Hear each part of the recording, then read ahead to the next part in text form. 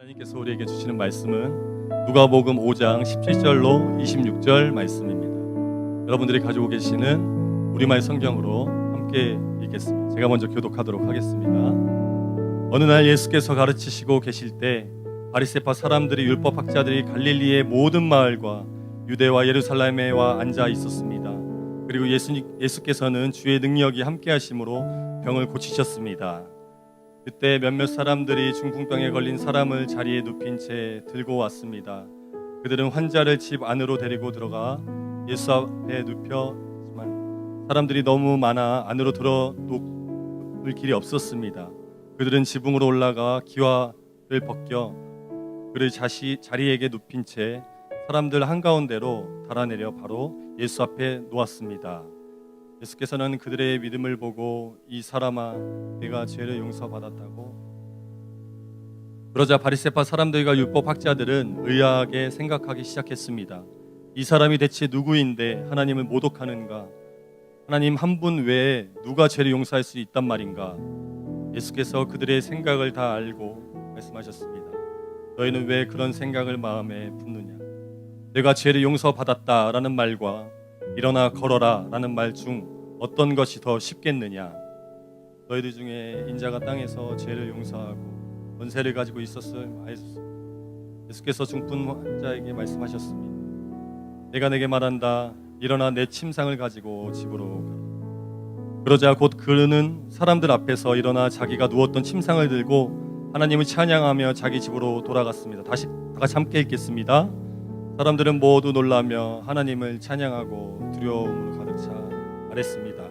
우리가 오늘 놀라운 일을 보았다. 아멘. 제가 오래전에 들어서 지금까지 기억하고 있는 한 이야기가 있습니다. 바로 현대그룹의 회장이었던 고 아산 정주영 회장의 이야기인데, 아마 이 자리에 있는 여러분들도 그 스토리를 들어서 알고 계신 분들도 계실 거라 생각합니다. 때는 1984년이었어요. 당시 현대건설은 서산 앞바다에 상당한 규모의 간척 사업을 진행하게 되었습니다. 모든 공사는요 순적하게 잘 이루어져 갔어요. 그런데 먼저 방조제를 축조하는 과정에서 이제 최종 물막이 공사를 앞두고 있는 시점에 그만 예상치 못했던 난관에 부딪히고 말았습니다. 우리가 잘 알다시피 서해안이 조수간만의 차가 크지 않습니까? 무려 이 9m나 되는 조수간만의 차와 이 초당 8m나 되는 이 빠른 유속 때문에 아무리 크고 무겁고 이 집채만한 바위들을 갖다 쏟아 부어도 이 바닷물이 메꿔지지 않고 오히려 휩쓸려 떠내려가고 마는 거예요.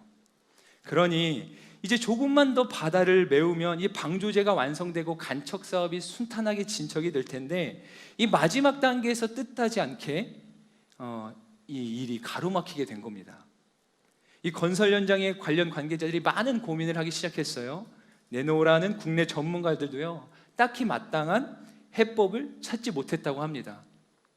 그런데 그때 이 고 아산 정주영 회장이 아주 기발한 방법을 생각해냅니다.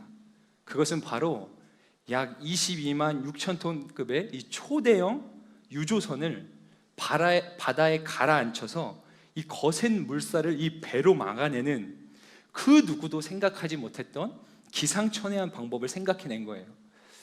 마침 이와 관련된 영상이 있어서 우리가 이 시간에 영상을 통해서 당시 상황을 더 자세히 들여다봐도 좋을 것 같습니다. 함께 영상 보시겠습니다.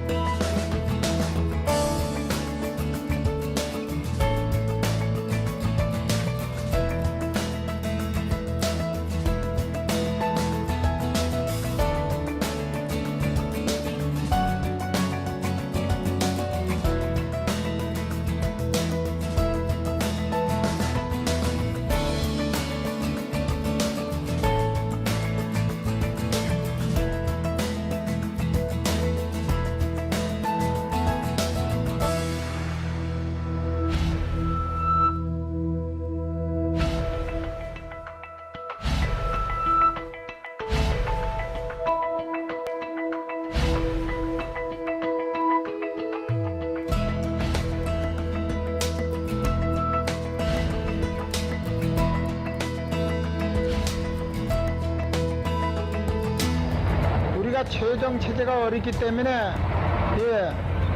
25만 톤 이런 유조선을 고철로 뜯는 배를 사들여다가 이 체제 헐집에 물을 넣어서 깔아앉혀서 쓰고,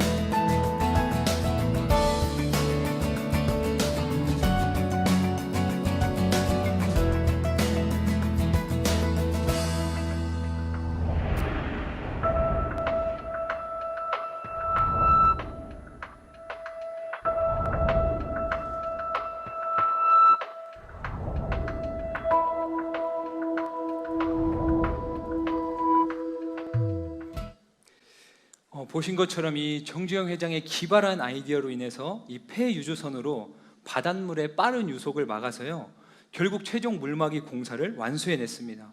이뿐만 아니라 이로 인해서 엄청난 경제적 이익도 취할 수 있게 되었어요. 그리고 이 방법은 당시 세계에 유례없던 공사 기법으로 찬사를 받게 돼서 보신 것처럼 정주영 공법이라는 이름으로 불려지게 되고, 지금도 이 대한민국 건설업의 결정적인 순간으로 손꼽히는 그 사업으로 남아있다고 합니다. 제가 언젠가 들었던 이 이야기는요, 저에게 참 신선한 충격을 주었어요. 어떻게 저런 생각을 할 수 있을까? 라는 생각이 절로 드는 거예요. 아무리 생각해봐도 어떻게 배로 바닷물을 막아서 땅을 만들지? 라는 생각에 제 안에 무언가 이 고스란히 지워지지 않는 교훈 하나가 남는 것 같았습니다. 그것은 바로 이런 거였어요. 하고자 하면 길은 있구나.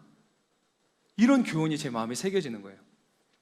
여러분, 우리는 많은 경우에 우리가 계획하고 생각했던 그 많은 일들이 무산되고 막혀버리고 도무지 어떠한 길도 해법도 보이지 않을 때면 먼저는 절망을 경험하게 되죠. 낙심하게 되는 겁니다. 사람이라면 얼마든지 누구나 그럴 수 있죠. 그런데 우리 주위에는요, 종종 보이지 않는 곳에서 길을 찾고 방법을 찾아내는 사람들이 있는 것을 보게 됩니다. 그리고 역사는 그런 부류의 사람들에 의해서 끊임없이 개척되고 확장되어 왔다고 해도 과언이 아닐 거예요. 여러분, 모두가 안 된다고 할 때 누군가는 방법을 찾아내요. 모두가 가망이 없다고 하는데 누군가는 그 신락 같은 희망을, 그 가능성을 찾아내는 거예요. 이들은요, 마치 창조적 소수와 같습니다. 그래서 이들의 소리는 때로 많은 다수의 무리의 아우성에 묻혀버릴 때도 있어요. 그런데 아주 결정적인 순간이 되면 이들의 결단과 행동은 빛을 발하게 됩니다. 바라고 소원하기는 오늘 이 자리에서 함께 예배하는, 그리고 온라인으로 예배하는 우리 모두가 어딜 가든지 그리고 어떤 상황에서든지 이러한 창조적 소수와 같이 살아가기를 주님의 이름으로 축원합니다. 여러분, 절망보다는 소망의 사람, 부정보다는 긍정의 사람, 불평보다는 감사의 사람, 불신보다는 믿음의 사람, 저와 여러분들이 그렇게 살아갈 때 하나님께서는요, 그런 우리를 통해 하나님 나라의 놀라운 일들을 행하시며 또한 우리의 삶을 통해 영광 받으실 줄로 믿습니다. 여러분, 오늘 본문에도 보면 그러한 부류의 사람들이 등장하고 있어요. 이들은요, 도무지 막막해 보이는 상황 속에서 방법을 찾아냈고 길을 찾아낸 사람들이었습니다. 중풍병에 걸린 사람을 고치기 위해서요, 그가 누워있는 침상을 통째로 들쳐매고 온다는 것은 사실 그 자체만으로도 이 비범한 생각이었죠. 엄청난 발상이었습니다. 이것만으로도 분명 평범해 보이지 않아요. 웬만한 경우라면 보통 사람 같아서는 쉽게 할 수 없는 생각이지 않았겠습니까? 그러나 이들은 과감히 실행에 옮겼습니다. 먼저는 예수님께서 마을에 오셨다는 그 소식을 들었을 거예요. 그러자 이들은 어떻게든 그 중풍병자를 고쳐내고자 하는 의지와 간절함으로 이 중풍병자를 데리고 예수님 앞으로 나아갑니다. 예수님의 소문을 듣고요, 소식을 들은 다음에 그 소식을 듣고는 반응을 한 거예요. 반응을. 사랑하는 여러분, 방법을 찾는 사람들의 첫 번째 특징이 바로 이것인데, 그런 사람들은 반응한다는 것이에요. 방법을 찾는 사람들은 바로 반응하는 사람들입니다. 특별히 오늘 말씀은 마태복음 9장과 또 마가복음 2장에도 동일하게 기록되어 있는 이 병행 본문입니다. 이 다른 병행 본문에는 이렇게 표현하고 있는데, 바로 예수님의 소식이 퍼졌습니다 라고 기록되어 있어요. 오랫동안 중풍병을 앓았던 이 사람이 그 소식을 들었어요.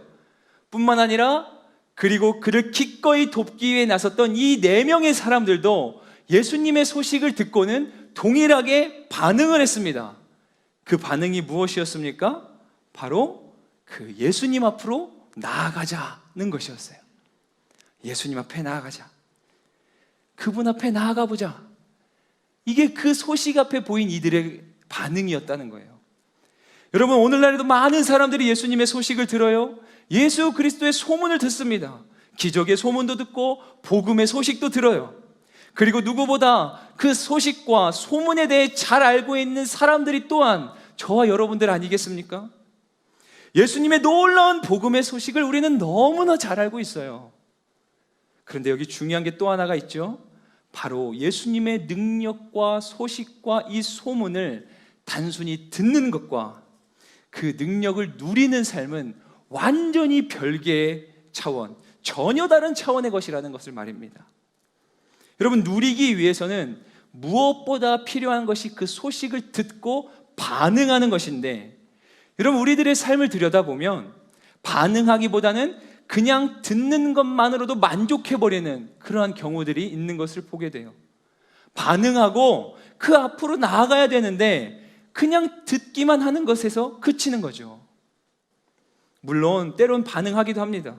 그런데 예상치 못했던 작은 암초나 이런 어려움을, 이러한 일들을 만나게 되면 금세 반응하기를 멈춰버리고는 해요. 행여나 작은 부담감이라도 느껴지면 우리는 또 이럴 때는 얼마나 계산이 빠른지 별로 가능성이 없어 보인다 싶으면 금방 일을 접어버리고요, 주저없이 포기하고 멈춰버립니다. 힘들면 포기하는 거예요. 시도하기를 주저해버려요. 시도 자체를 하지 않죠. 우리도 예수님의 소식을 들었지만 불현듯 내 삶에 닥쳐온 풍랑과 역경과 문제들로 인해서 그 예수님의 소식과 소문 앞에 반응하지 않는 사람들이 되는 거예요. 되는 겁니다. 분명히 들었고 분명히 알고 있는데 말입니다. 그 소식의 주인공을, 그 소문의 주인공에 대해서 우리가 너무나 잘 알고 있다는 말씀이에요.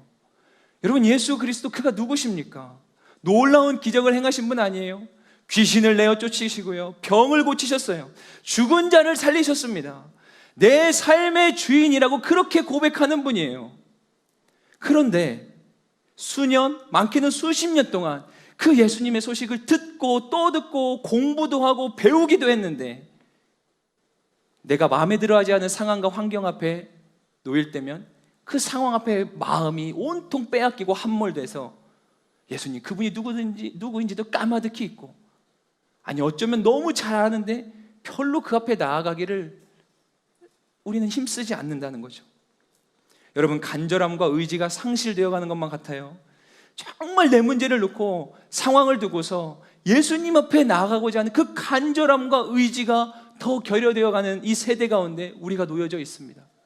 오늘 이 말씀을 나누기에 앞서서 이제 예배를 드리는데 찬양을 하는데도 하나님 제 마음에 그런 감동을 주시는 것 같았어요. 여러분, 예배도요, 반응하는 거예요. 하나님의 은혜 앞에 반응하는 게 우리의 예배입니다.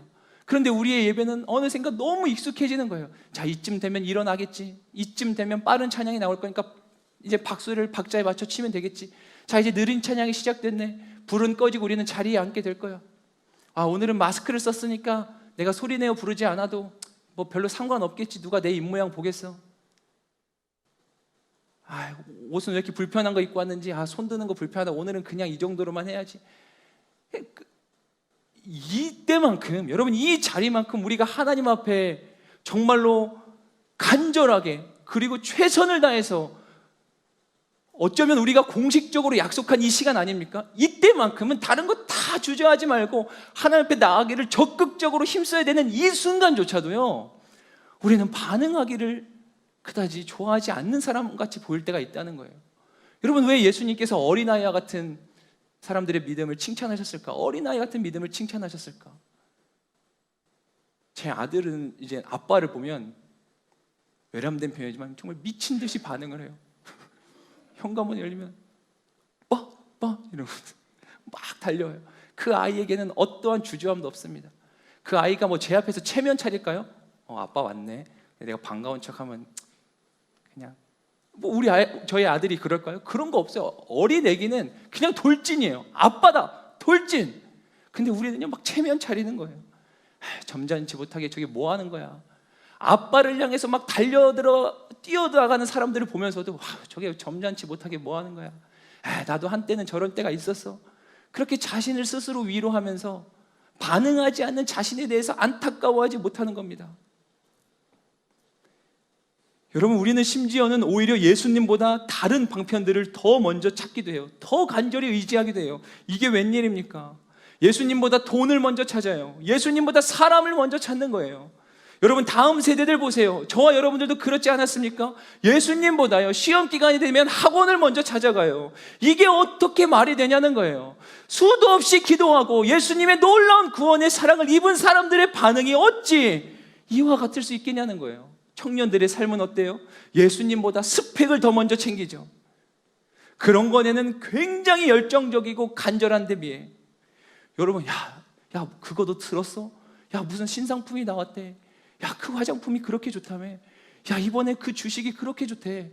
야 그 학원이 그렇게 유명하다며. 이런 소식에는요 누가 시키지 않아도 열광적으로 반응해요. 그런데 예수님의 소식을 듣고는 그다지 별로 열정적이지 못합니다.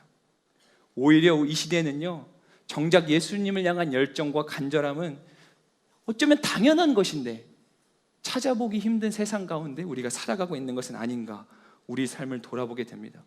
우리는 막 열정적으로 찬양하고 예배하는 사람을 보면 그렇지, 저게 맞는 거지 라고 반응이 나와야 사실 정상 아니겠어요? 그런데 야, 저 사람 대단하다. 아니, 아들이 아빠를 보면서 아빠하고 달려 들어가는 게 그게 정상이지. 그걸 보면서 역시 아들답네, 우리 이러지 않지 않습니까? 그러니까 우리가 그만큼 우리의 신앙적 수준들이요, 사실 나도 모르는 사이에 굉장히 더 성장해 가기보다 어떻게 보면은 우리는 그렇게 약해져 있는 건 아닌가라는 그런 자조 섞인 반성도 해보게 돼요. 여러분, 반대로 종종 우리 세대의 부모님이나 이 조부모님들의 세대의 신앙생활에 대한 이야기를 여러분도 들어보셨을 거예요. 정말로 그때는 오로지 간절한 뿐이었다는 생각밖에 들지 않아요. 밤낮으로 기도하며 부르짖은 거예요. 새벽에도 부르짖고 산에 가서 부르짖고 기도원을 찾아가고 금식하고 오로지 주님밖에는 매달릴 것이 없는 인생처럼 그렇게 간절하게 신앙생활을 하셨던 분들이 우리 부모님 세대고 우리 조부모님들의 세대 아니겠습니까? 이 신앙의 선조들의 삶이 아니었겠어요? 그런데 그런 믿음의 엄청난 기도와 그 뜨거운 신앙으로 인해서 하나님께서 이 나라 이 민족 가운데 얼마나 큰 복을 주셨냐는 거예요. 우리 세대들이 받는 복은요, 저는 단언컨대 우리 부모님과 할아버지 할머니들의 그 기도를 절대 우리가 간과해서는 안 된다고 생각합니다. 그 풍성한 은혜들을 누리고 나니까 이제 우리는 어떻게 해야 돼요? 예수님이 아니어도 밥은 먹는 거예요. 예수님이 아니어도 우리 삶을 풍요롭게 하고 이롭게 할 수 있는 것들이 주변에 너무 많이 있는 거죠. 그래서 어떻게 됐죠? 이제는 더 이상 예수님을 그 간절함으로 찾지 않아요. 저도 부족한 사람이지만 우리 가운데 정말로 밤이슬 맞아가며 기도해 본 사람이 몇이나 되겠냐는 거예요. 물론 그게 뭐 구원의 척도는 아닐 수 있겠지만, 그러나 여러분, 그렇지 않습니까? 제가 우리 MC들과도 자주 나눈 표현인데, 여러분, 신앙생활의 원리를 굉장히 비범한 것에서 찾으려고 하지 마세요. 신앙생활의 그 비결과 영성의 원리는 우리 삶의 굉장히 사소한 것들 속에 이미 하나님께서 그 경륜을 숨겨놓으셨습니다. 여러분, 남녀관계의 사랑과 똑같다고 생각해 보세요. 나 저 사람을 사랑해요. 내가 너무나 사랑하는 연인이 있는데 그를 위해서 내가 그래도 평생에 한 번쯤은 정말로 부끄럽지 않은 최선을 다한 내가 사랑의 표현을 해봤다 라고 하는 게 정상적인 거 아니겠습니까? 매번 그럴 수는 없어도 그래야 그게 진짜 멋진 사랑이라고 해볼 수 있는 거 아니겠어요? 뭐 저만 그런 것 같은 표정이네요. 그런데 우리가 예수님과 사랑하면서 그분 우리의 신랑 되신 분이라고 고백하면서 우리 그 예수님과의 뜨거운 사랑에 대한 추억들이 별로 없는 건 아닌지 모르겠어요. 저는 가끔 마음이 아플 때가 우리나라에 그 몇 가지 주요한 갈등들이 있지 않습니까? 지역 갈등, 이념 갈등, 또 하나가 세대 갈등. 그 세대 갈등이 교회 안에도 있어요. 우리 젊은이들은 그 어른 세대를 보면서 이런 표현을 거룩한 강단에서 쓸 수도 없을 것 같아요. 아무튼 뭐 저렇게 여러분 마음속에 떠오르는 그런 단어예요. 뭐 저렇게 어른들이 생각이 꽉 막혀 있냐. 요즘 세대가 어떤 세대인데 이런 소리를 하고 있는 것도 물론 틀린 말이 아닐 수 있지만 그분들의 그 헌신과 눈물을 우리가 절대로 잊어서는 안 된다는 거예요. 여러분, 우리 교회가 이렇게 세워져 있는데도 물론 여러분들의 헌신과 책임도 막중하죠. 그러나 이전에 눈물로 기도하며 씨를 뿌렸던 그 수많은 분들의 그 믿음의 선조들의 그 헌신과 기도를 우리가 어찌 잊을 수 있겠냐는 거예요. 사랑하는 여러분, 그러나 주님은요, 오늘도 그리고 지금 이 순간에도 마찬가지예요. 주님을 향한 그 간절함을 가진 사람을 찾고 계세요. 둘러보고 계신 거예요. 무엇보다 주님을 간절히 찾고 구하는 자를 주님은 만나주시고 그에게 놀라운 은혜를 더해주시는 분이십니다. 주님의 소식을 듣는 데서 그치는 게 아니라 그 소식 앞에 반응하고 간절함으로 나아가는 자에게 하나님의 사랑을 더욱더 풍성하게 부어주신다는 거예요. 시편 14편 2절 말씀에 여호와께서 하늘에서 인생을 굽어 살피사 지각이 있어 하나님을 찾는 자가 있는가 보려 하신즉, 잠언 8장 17절 말씀에 나를 사랑하는 자들이 나의 사랑을 입으며 나를 간절히 찾는 자가 나를 만날 것이니라. 아멘. 하나님 왜 내 삶 가운데 함께 하시지 않습니까? 라고 하는 불평은 참 자주 했던 것 같은데, 하나님 내가 주님 만나기 전까지는 이 자리에서 일어날 수 없습니다 라고 하는 그 사생결단의 그 믿음의 각오를 가지고 우리가 하나님 앞에 기도는 얼마나 드려봤는가. 저도 부족하고요, 그 믿음의 고백 앞에 저도 부끄럽고 아마 여러분들도 저와 비슷한 마음일 거라고 생각을 해요.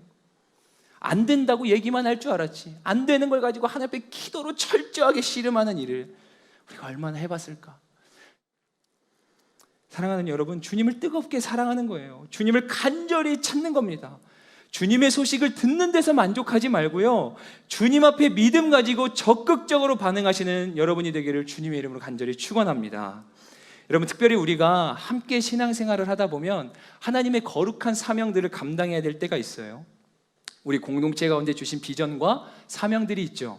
그리고 그 비전과 사명들을 함께 세우고 이뤄나가야 될 순간들이 다가옵니다. 마주하게 됩니다. 그런데 문제는요, 그때마다 이 모든 일들이, 이 모든 사역들이 순적하게 아무런 어려움 없이 탄탄대로 진행되면 얼마나 좋겠냐마는 때로는 우리는 예상치 못한 난관들을 마주하게 됩니다. 거룩한 하나님 나라의 사명과 그 비전들을 감당해낸다고 함에도 불구하고 난관들이 있다는 거예요. 어려움과 부담들을 극복해야 될 순간들이 있습니다. 우리의 삶에, 우리 공동체 가운데 특별한 사람들의 헌신과 섬김이 아니라 우리 모두의 섬김의 헌신이 요구되는 순간들이 반드시 있게 됩니다. 제가 한 번은요, 사역 중에 특별한 하나님의 마음을 경험하게 된 적이 있었어요. 교회에 어떠한 일이 있었어요. 무언가 굉장히 중요한 이 교회적 사명을 위해서 큰 부담을 감당해야 되는 그런 일이었어요. 청년들을 설득해야 됐어요. 그 청년들이 흩어진 마음을 모아야 되는 거예요. 그런데 이 모든 청년들의 마음을 단번에 탁 모은다는 게 쉽지 않았고, 또 그럴 만큼 가벼운 사안이 아니었어요. 아니나 다를까 많은 인고의 시간들이 필요한 일이어서 저도 너무 고민이 많았어요. 이 지금 제가 처한 위치와 제게 주어진 이 사명과 책임상 저 청년들의 마음을 돌이켜야 되는데, 감히 비할 건 안 되지만 마치 이 모세의 심정을 그때 조금 느끼는 것 같았어요. 이스라엘 백성들에게 거의 불가능해 보이는, 여러분 우리 홍해를 건너갑시다 라고 해야 되는 것 같은 상황처럼 느껴졌어요. 어떻게 청년들을 설득해야지? 담임 목사님께서 선포하신 교회의 비전을 어떻게 청년들에게 이해를 시키고 그들을 끌고 가야 되는 거지? 그러한 고민들을 한동안이나 품고 기도하는 중에 정말 고민이 많았어요. 왜냐하면 청년들은 이해돼야 되니까. 우리 어른들의 신앙이 더 어린아이 같았던 것 같아요. 그분들은 교회가 딱 얘기하면 갑시다 이렇게 마음을 탁탁탁 이렇게 모았는데, 청년들은 이해돼야 순종하는 게 우리의 보편적인 이 시대의 특징이니까 하나님 나에게 지혜를 주세요. 하나님 역사해 주세요. 저 청년들의 마음을 만져주세요. 얼마나 간절히 기도했나 몰라요. 그러던 중에 어느 날에는 한 청년이 연락이 왔어요. 목사님 좀 만나고 싶다는 거예요. 면담 좀 하고 싶다는. 그래서 면담했어요. 이유인즉슨 그 청년은요, 지금 이러한 교회의 방침을 도무지 이해할 수가 없고, 그래서 아마도 저에게 최소한 하소연 내지는 아마 따지고 싶어서 찾아왔던 모양이에요. 그 남자 청년이랑 이렇게 둘이 앉아서 면담을 하게 됐어요. 이런저런 대화를 한참 나누면서 그 청년의 이야기도 듣고 또 제가 이야기도 하고 이렇게 주고받고 있었어요. 근데 사실 그 전에 그렇게 기도의 씨름을 감당할 때, 그때 그 기도의 자리에서 하나님께서 제게 주신 어떤 생각과 마음들이 있었어요. 제가 이게 정말 하나님이 주신 마음이라고 믿는데, 그래서 그 마음을 그 청년과 나누게 됐어요. 아무개야, 그때 제가 전도사였거든요. 나도 사실은 걱정이 왜 없겠어. 나도 진짜 고민이 된다. 만약에 우리 청년들이 도저히 못하겠다고 하면 그거 어떻게 억지로 그냥 끌고 가고 일을 추진할 수 있겠냐.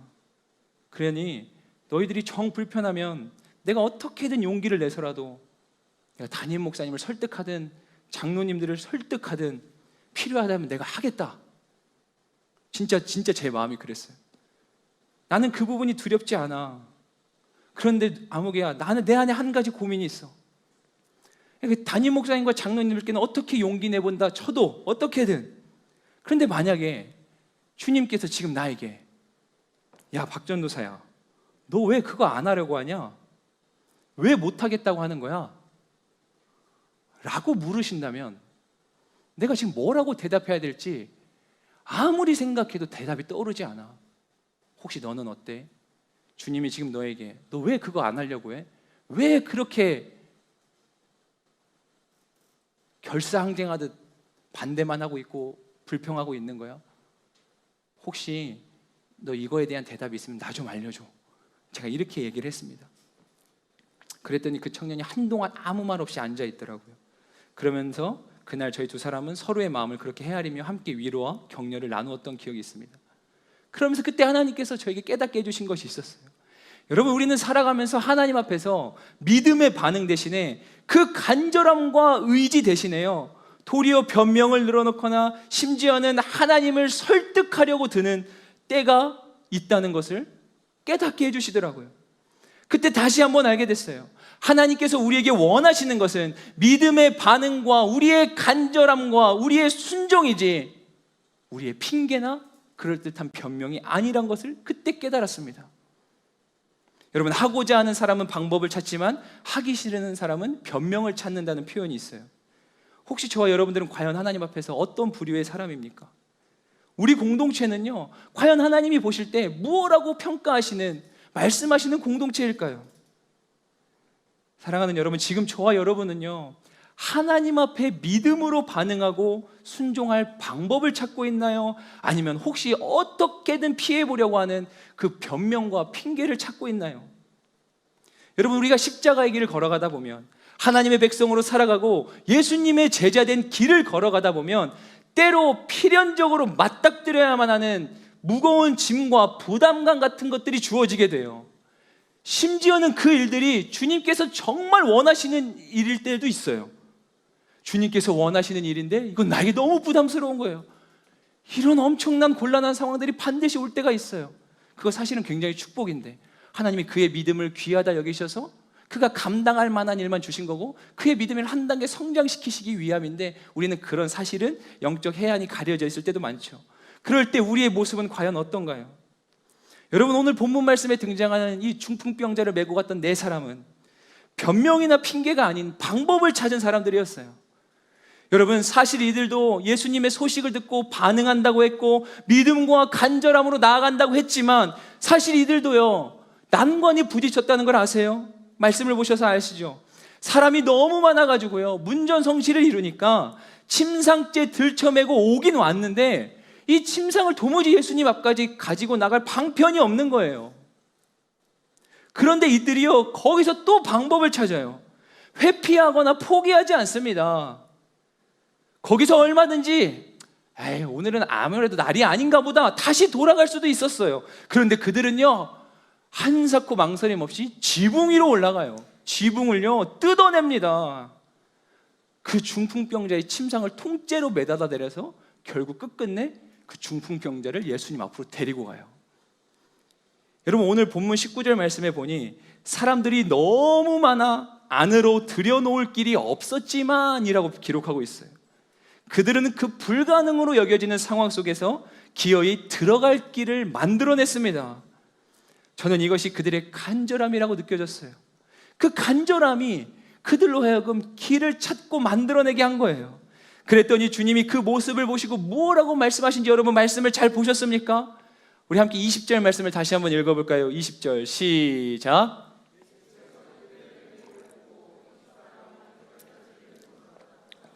크게 아멘 하겠습니다. 아멘.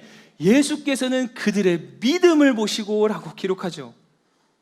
도무지 방법이 없어 보이는 상황 속에서 방법을 찾아내고 길이 없는 것 같은 상황 속에서 길을 만들어냈더니 주님은 그것을 보시면서 믿음이라고 하세요. 믿음. 주님은 이것을 믿음으로 여겨주신 거예요. 그렇다면 저와 여러분들의 믿음은 과연 어떻습니까? 혹시 오늘 이 가운데 무언가 길을 얻지 못하고 도무지 방법이 없어서 막막하게 사로잡히고 절망과 낙심 가운데 지금 주저앉아 있는 분들이 계신가요? 그런 분들에게 특별한 하나님의 은혜와 셈이 주어지기를 축복합니다. 저와 여러분들의 삶에 가려져 있던 길이 오늘 이 시간 발견되고 그 방법을 찾게 되는 역사가 있게 되기를 주님의 이름으로 간절히 축원합니다. 아멘. 여러분, 그런가 하면 방법을 찾는 사람들의 두 번째 특징은 바로 하나 되는 거였어요. 방법을 찾는 사람들은 하나 되는 사람들. 지금 이 중풍병자를 침상째에 메고 가기를 작정했어요.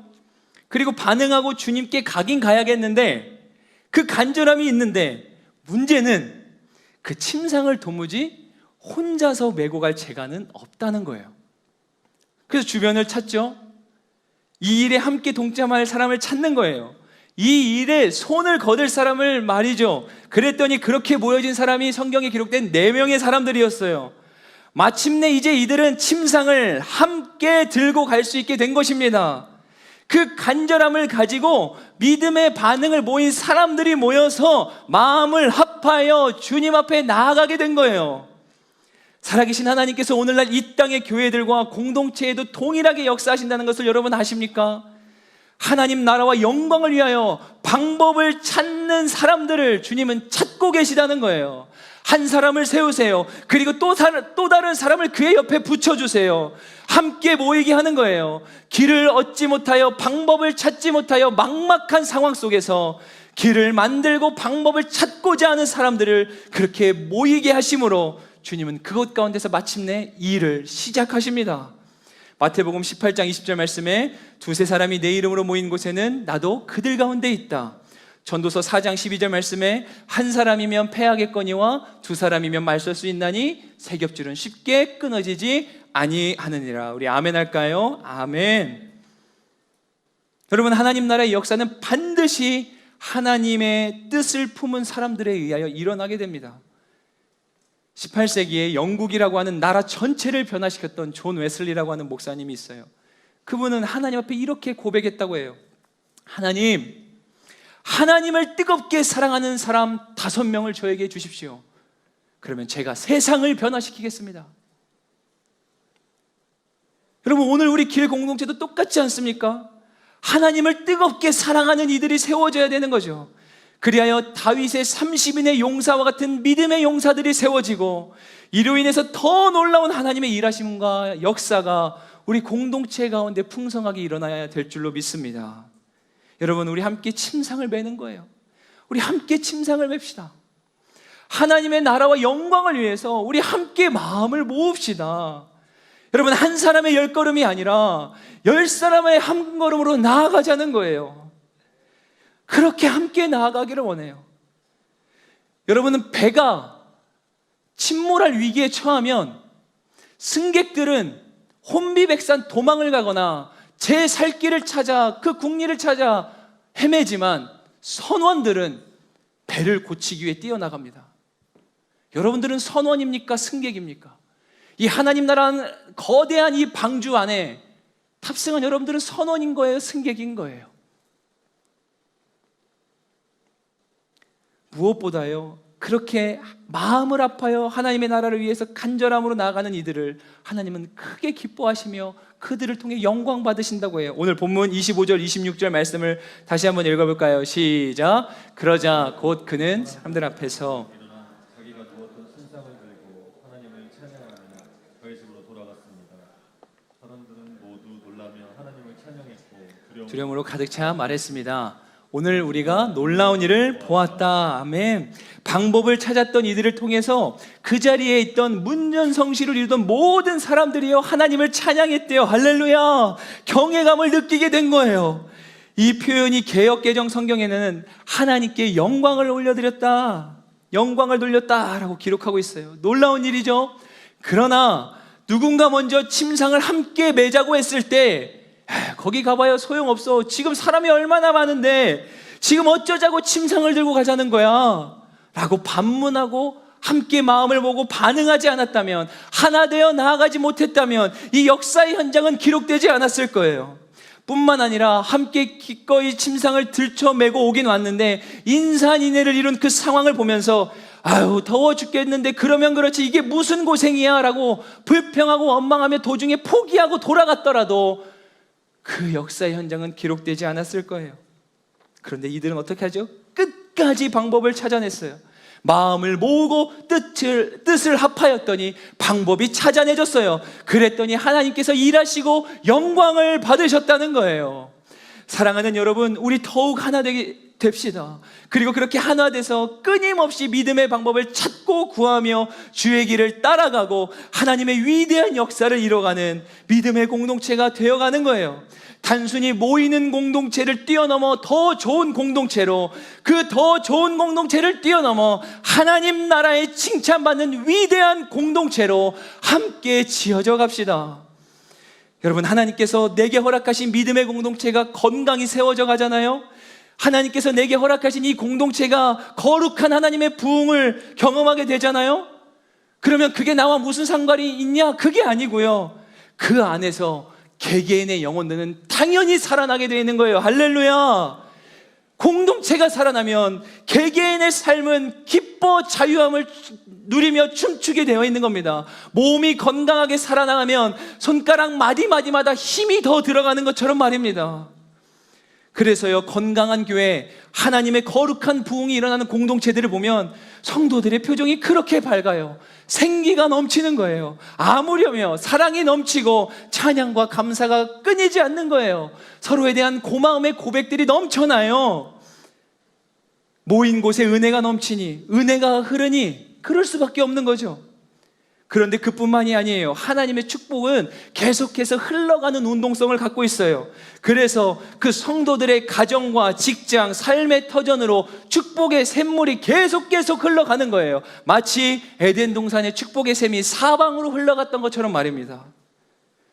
그러기 위해서는요, 우리 한 사람 한 사람이 변명과 핑계를 찾는데 능숙한 사람들이 아니라 방법을 찾는데 힘쓰는 사람들이 되어야 됩니다.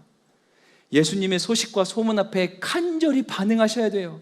더 하나 되는 일에 힘써야 된다는 거예요.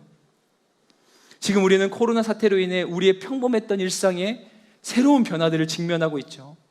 이것은 어떤 면에서는 우리 삶에 불현듯 찾아온 위기일 것이에요. 예상치 못했던 난관이죠. 우리 누구에게도 익숙하지 않은 상황이기에 당혹스러움을 느끼셨을 거예요. 그래서 많은 이들이 앞으로의 일들을 염려하며 두려워하기도 합니다. 우려하는 거예요. 그러나 누군가는요, 이 상황 속에서도 또 다른 은혜의 길을 찾고자 몸부림치는 사람들이 있더라는 거예요. 막연하고 막막한 상황 속에서 방법을 찾는 거죠.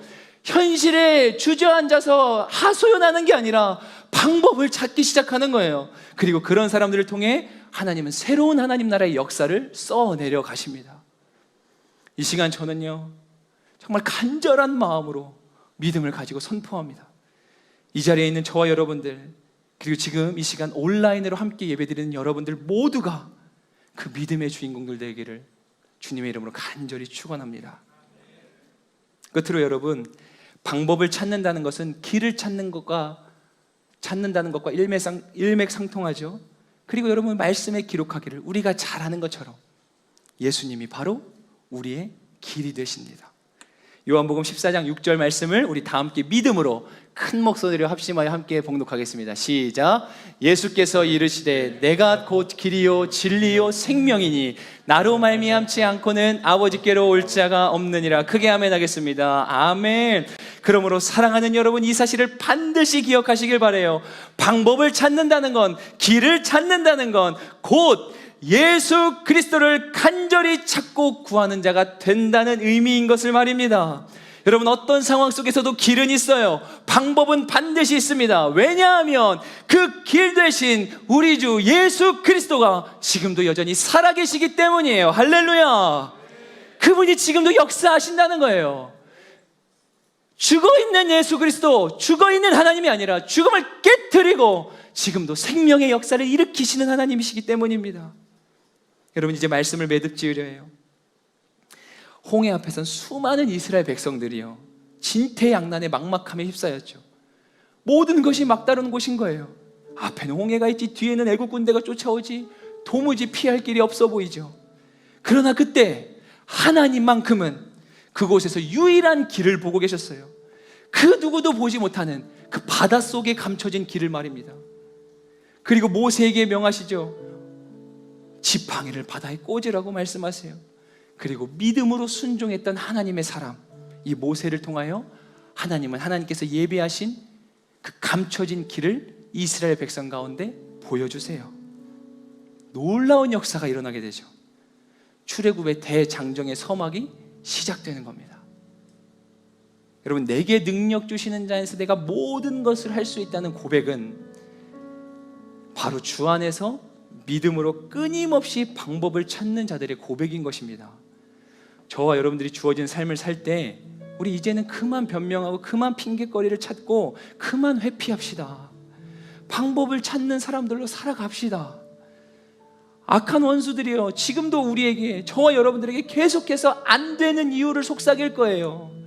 우리로 하여금 안주하게 만들고 하나님의 방법을 찾는 일에 소극적이 되도록요, 여러 가지 덫을 놓고요, 우리를 끊임없이 유혹하며 시험하려 들 거예요. 괜한 수고하지 말라고, 헛수고하지 말라고, 꼴 좋다고 우리를 조롱할지도 몰라요. 그러나요, 여러분, 바로 그때 그곳에서 모든 유혹을 뿌리치고 믿음으로 소망을 선포하며 기필코 방법을 찾고 길을 찾아내시기를 바랍니다. 그렇게 사단마귀 악한 원수들의 조롱을 이겨내는 거예요. 끝까지 하나님을 신뢰하고 그 신뢰가 흔들림 없는 온전한 확신이 되기까지 기도하는 겁니다. 이렇게 우리가 믿음으로 순종하고 방법을 찾고 구하며 문을 두드릴 때 반드시 우리에게는 하나님께서 예비하신 놀라운 길이 보여질 겁니다. 닫혔던 문이 열려질 거예요. 할렐루야. 우리 시간 함께 그 믿음으로 찬양하며 나가도록 하겠습니다.